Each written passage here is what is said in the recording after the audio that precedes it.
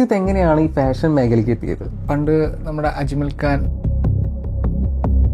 നമുക്ക് പറ്റില്ലെന്ന് തോന്നിക്കഴിഞ്ഞാൽ നമ്മൾ ബാക്ക് ചെയ്തിട്ട് നെക്സ്റ്റ് എന്താ, വാട്ട് ഈസ് നെക്സ്റ്റ്, അത് നോക്കിയിട്ട് നമ്മൾ തിരിയണം. റിവോൾക്ക. അതിന്റെ അർത്ഥം എന്താ? അർത്ഥമില്ല, ഒന്നുമില്ല. ഇല്ല. ഈ ഒരു ഫാഷനിലേക്ക് എത്തുന്നതിന് മുമ്പുള്ള ഒരു ലൈഫ് ഉണ്ടല്ലോ, ആ സമയത്ത് നീ താടി എന്ന് പറഞ്ഞാൽ ഈ ഊച്ചാൻ താടി എന്നൊക്കെ പറഞ്ഞ് കേട്ടിട്ടില്ലേ? അങ്ങനത്തെ സാധനങ്ങളൊക്കെ ഉണ്ടെങ്കിൽ അവർ ഇവിടുത്തെ ജിഎമ്മായിട്ട് സിഗരറ്റ് വലിക്കുന്ന സമയത്ത്, ചേട്ടാ പണ്ട് ഇവിടെ കാറ്ററിംഗിന് വന്ന പയ്യനാണ് ഞാൻ. ഇതുകൊണ്ട് എന്താണ് ഉപകാരം? അത് ഒരുപാട് ഫേസ് ചെയ്തിട്ടുണ്ടോ? ഇപ്പോൾ ഒരു ഹാപ്പി ലൈഫാണോ? അപ്പോൾ ഹാപ്പി ലൈഫാണെന്ന് വെച്ചാൽ 2 ആഴ്ച മുമ്പാണ് അമ്മ ICUലായിരുന്നു. ഇപ്പോൾ ന്യൂസ് ചാനൽ വെച്ച് കഴിഞ്ഞാൽ ഹേമ കമ്മിറ്റി ഓരോരുത്തർ ഓരോ കാര്യങ്ങൾ വെളിപ്പെടുത്തുന്നു. ഈ രംഗത്ത് ഇതുപോലെ എന്തെങ്കിലുമൊക്കെ ഉണ്ടോ? 1000-ൽ ഒരാൾ നല്ലതായിരുന്നിട്ട് കാര്യമില്ല.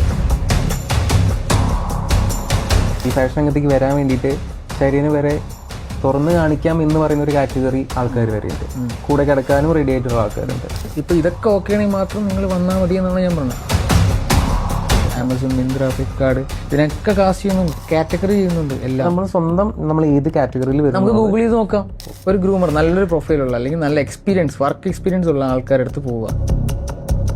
അപ്പോൾ അന്ന് ഇത്ര സോഷ്യൽ മീഡിയ ആക്റ്റീവോ ആരും ആക്റ്റീവ് അല്ലായിരുന്നു, വർക്ക് ഷെയർ ചെയ്യാറോ അങ്ങനെ ഒന്നും ഇല്ലായിരുന്നു. ഒരുപാട് വീട്ടമ്മമാരുണ്ട്. അതെ, അവർക്ക് എങ്ങനെ ഇതിലേക്ക്